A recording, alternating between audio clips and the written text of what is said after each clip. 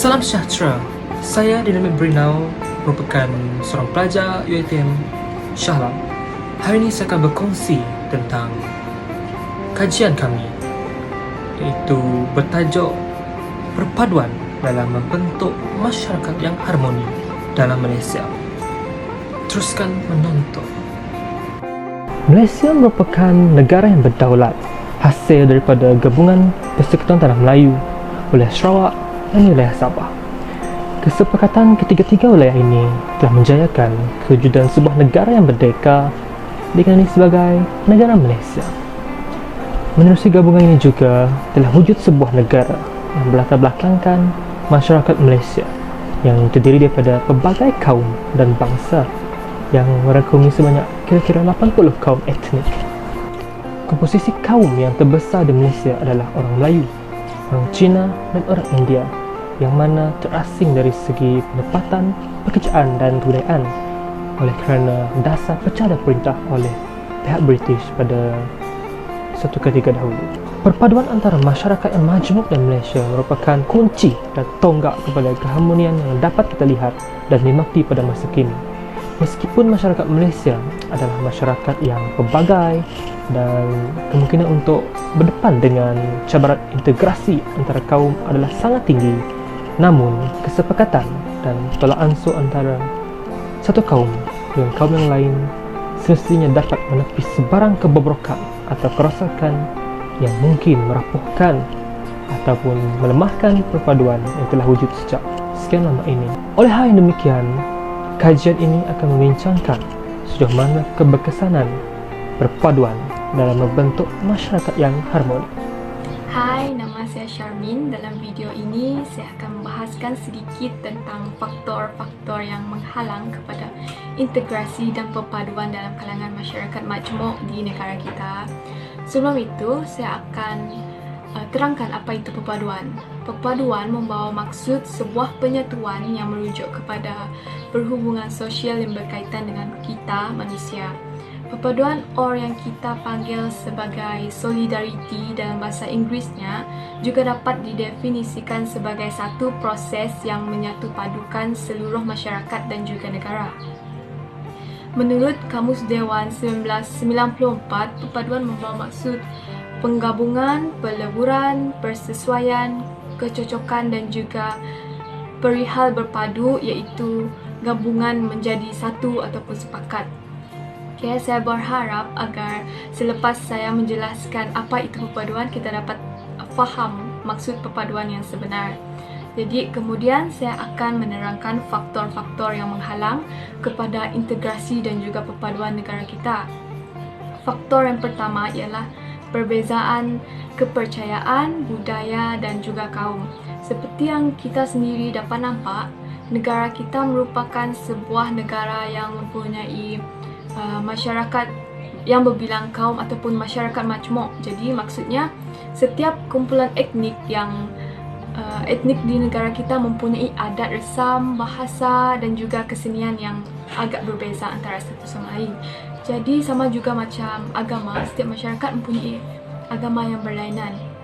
Jadi di sini ada setengah masyarakat yang kurang mengenali ataupun memahami antara satu sama lain. Jadi secara tidak langsungnya sikap ini akan menghalang kepada perpaduan antara kaum. Faktor yang kedua ialah isu institusi pendidikan. Hal ini juga mendorong kepada terhalangnya integrasi dan juga perpaduan negara kita. Walaupun kita tahu bahawa institusi pendidikan di Malaysia dianggap sebagai satu sumber penting untuk pembangunan nasional, namun kita perlu tahu di sebalik itu juga terdapat faktor yang menghalang perpaduan. Contohnya, dalam sistem pendidikan, persekolahan dan bahasa pengantar di sesebuah sekolah itu berlainan, maka muncullah puak-puak antara pelajar. Contohnya kaum Cina, Melayu dan India hanya bergaul sesama mereka sahaja. Hal ini kerana mereka berasa lebih selesa untuk berkomunikasi antara satu sama lain. Faktor yang terakhir ialah taraf ekonomi yang berbeza. Kalau kita lihat sejak dulu lagi, setiap kaum menjalankan ekonomi yang agak berbeza dan tertentu. Mereka juga menaungi kawasan atau tempat tinggal yang berbeza, seperti orang Melayu tinggal di pinggir bandar, Orang Cina tinggal di kawasan bandar dan India pula ditempatkan di ladang. Keadaan ini dapat mewujudkan satu jurang sosial dan juga pendapatan yang tidak seimbang, maka akhirnya ia menimbulkan rasa tak puas hati antara satu sama lain. Jadi hal ini akan menyebabkan perpaduan negara kita terancam. Sebagai contoh, orang Cina dan orang India dibawa masuk ke dalam tanah Melayu untuk bekerja dalam sektor perlombongan dan juga penanaman, manakala orang Melayu hanya bergiat aktif dalam bidang pertanian. Hal ini jelas kelihatan bahwa jurang ekonomi negara kita ataupun masyarakat dan negara kita sudah tinggi sejak dulu lagi. Kehidupan masyarakat majmuk sebelum dan selepas era penjajahan. Apabila kita memahami bahagian subtopik ini, kita harus tahu ada beberapa fasa yang patut kita ketahui, yaitu fasa pra-penjajahan serta fasa selepas era penjajahan. Jadi apa yang pertama sekali itu yaitu sebelum era penjajahan. Sebelum era penjajahan, penduduk di tanah Melayu itu dikuasai oleh orang tempatan, yaitu orang Melayu dan juga orang asli. Dan kegiatan aktiviti mereka seharian seperti bercucuk tanam, berdagang, serta melombong. Pada ketika penjajahan masyarakat Eropa ke atas negara-negara Asia seperti tanah Melayu, masyarakat-masyarakat luar seperti dari India dan China telah masuk ke tanah Melayu ini dalam kuantiti yang besar. Mereka berhijrah sebagai pelombong dan juga sebagai buruh kasar serta peladang. Dan apabila berlaku suatu penghijrahan, maka akan berlakulah suatu petempatan tersebut dan juga pengasimilasian antara masyarakat tempatan dan juga masyarakat luar berlaku. Dan kemudian kita mencapai kemerdekaan melalui pengisytiharan kemerdekaan tanah Melayu pada tahun 1957. Pengaruh budaya luar terhadap hubungan antara kaum di dalam sesebuah negara. Pengaruh budaya luar ini kita boleh pisahkan kepada beberapa bahagian, yaitu politik, masyarakat, individu. 3 bahagian. Yang pertama sekali, politik. Dahulu politik ini berasaskan feudal, yaitu hanya orang-orang kenamaan, orang berpengaruh, golongan bangsawan sahaja yang menguasai politik. Pada hari ini, masyarakat Marhain boleh terlibat secara langsung dalam pentadbiran negara melalui demokrasi. Kedua, masyarakat. Aktiviti masyarakat zaman dahulu lebih kepada aktiviti sana diri, perdagangan, pertanian, perikanan, serta peternakan. Pada hari ini, individu masyarakat di dalam negara ini boleh terlibat secara langsung dalam mana-mana bidang yang ada. Ketiga, individu. Pada zaman dahulu, individu di dalam sesebuah negara hanya terlibat dalam pendidikan secara non-formal, yaitu tidak formal. Mereka ini mempelajari ilmu pengetahuan melalui ahli keluarga mereka, ataupun daripada nenek moyang mereka, ataupun daripada kawasan setempat mereka, seperti menunjukkan adab sopan, aktiviti pertanian, aktiviti pembuatan pedang. Ini semua aktiviti yang dijalankan secara turun-temurun dari keluarga ke keluarga. Pada hari ini, individu pada hari ini telah berkembang maju daripada non-formal kepada formal, yaitu pendidikan yang setara serta seragam, yaitu pendidikan yang dijalankan oleh pihak kerajaan melalui Kementerian Pendidikan Malaysia.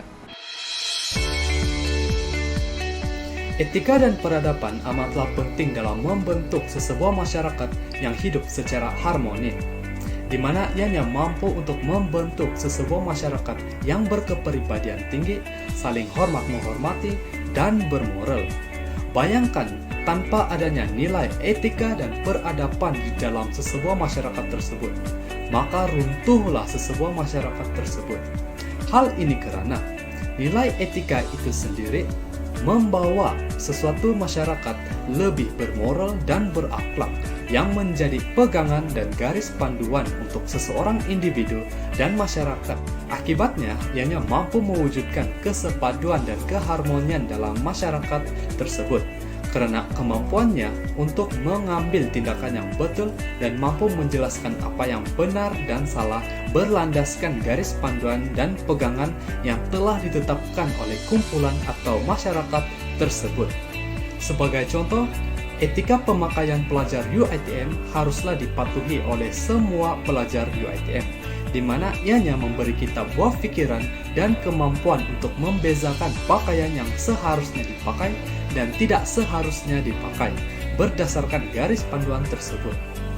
Oleh demikian, samalah juga dalam aspek etika dalam pembentukan masyarakat, di mana di dalam tokoh-tokoh yang akan membentuk sebuah masyarakat mestilah mematuhi etika pekerjaan bagi membenteras rasuah dan perkara-perkara negatif.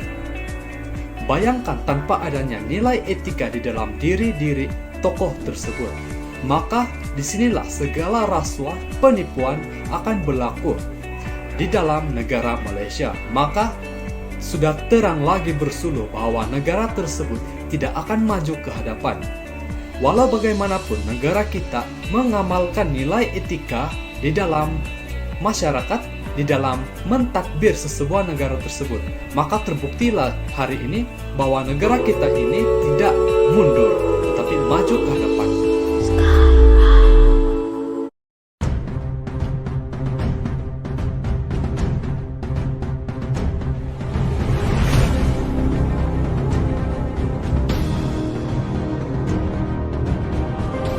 Seterusnya, peradaban adalah sistem dan tahap perkembangan sosial yang mampu untuk membentuk sebuah masyarakat yang berbudi pekerti, tingkah laku yang baik dan berbudi bahasa dalam segala aspek kehidupan. Sebagai contoh, tidak meninggikan suara kepada orang yang lebih tua, bersopan santun dalam perbualan untuk mengelak daripada menyinggung perasaan orang lain, dan tidak bersikap pentingkan diri atau tidak adil sesama satu sama lain. Sehubungan dengan itu, ikatan silaturahim antara satu sama lain akan lebih erat dan keharmonian masyarakat akan lebih terjamin dengan adanya sikap peradaban di dalam diri masing-masing. Justru, ianya mampu untuk mencegah peristiwa 13 Mei 1969 daripada berulang sekali lagi, di mana pada waktu itu sikap berat sebelah antara kaum pernah terjadi dan timbulnya perasaan tidak puas hati dan kemarahan antara kaum. Orang lama yang ada tentu ingat apa jadi pada tahun 69. Namun dengan adanya sikap peradaban yang baik, maka peristiwa hitam ini tidak akan berlaku sekali lagi di negara ini. Hal ini terbukti setelah 1969, ianya jarang berlakunya pergaduhan kaum karena adanya peradaban yang baik di Malaysia. Jika tanpa adanya peradaban yang baik di Malaysia, maka setiap hari adanya timbul perasaan yang tidak puas hati dan pergaduhan antara kaum. Namun semua itu tidak berlaku pada hari ini. Maka terbuktilah bahwa negara kita berjaya mewujudkan sesuatu peradaban yang baik. Merdeka! Merdeka! Merdeka!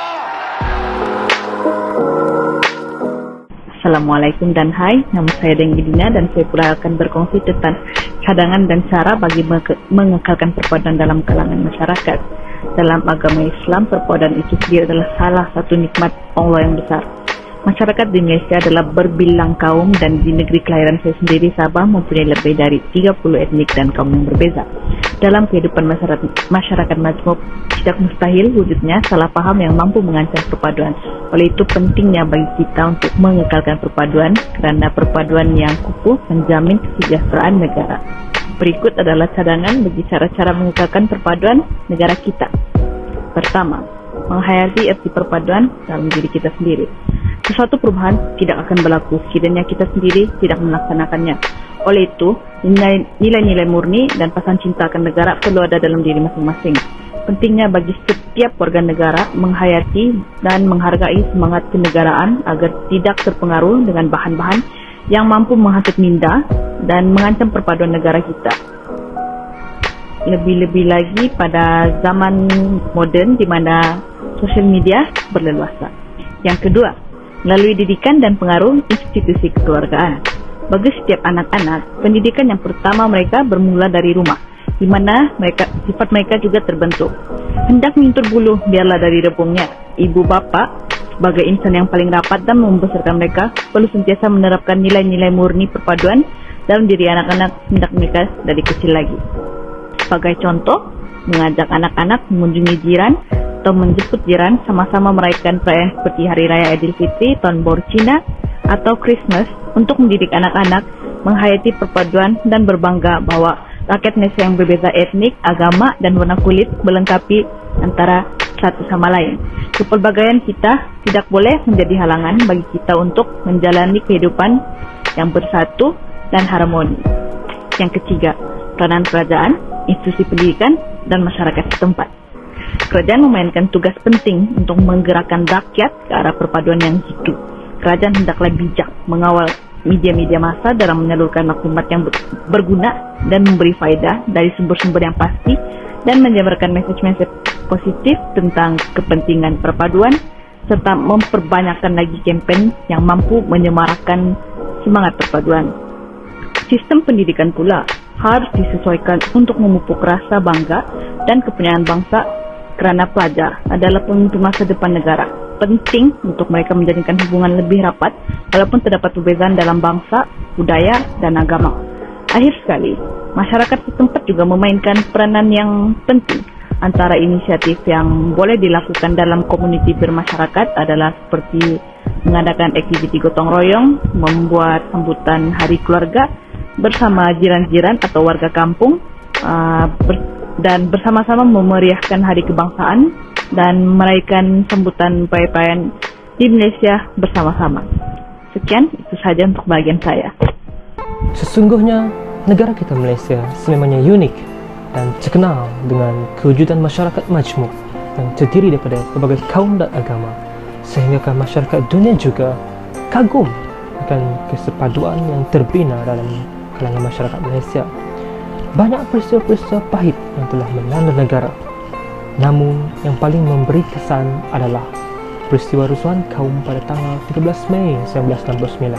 Peristiwa ini merupakan satu kejadian yang memperlihatkan berlakunya ketegangan kaum dalam negara yang telah mengakibatkan berlakunya pertumpahan darah dan sekaligus meletakkan negara dalam keadaan darurat pada ketika itu. Berkat kebijaksanaan kepimpinan negara yang diketuai oleh Yang Amat Berhormat Perdana Menteri pada ketika itu Tunku Abdul Rahman dan juga Timbalan Perdana Menteri Tun Abdul Razak, kerajaan telah berjaya menyelesaikan krisis tersebut dan meletakkan kembali Malaysia ke arah yang lebih stabil dan bersatu padu. Namun demikian, meskipun negara kita telah mengharungi beberapa peristiwa yang telah menggugat keharmonian masyarakat di Malaysia, namun ia bukanlah satu alasan untuk kita tidak belajar daripada kejadian dan peristiwa tersebut. Sebaliknya, kita harus sentiasa memupuk semangat perpaduan dalam diri kita agar peristiwa sedemikian tidak lagi berulang. Malahan, kita sewajarnya mengambil iktibar dan pengajaran daripada sejarah itu supaya kesilapan lampau tidak lagi diulangi dan sekaligus dapat memastikan negara terus terpelihara. Perkara ini sesuai dengan petikan daripada kata-kata ahli falsafah terkenal George Santayana, sesiapa yang melupakan sejarah pasti akan mengulanginya. Terima kasih kerana sudi menonton video ini.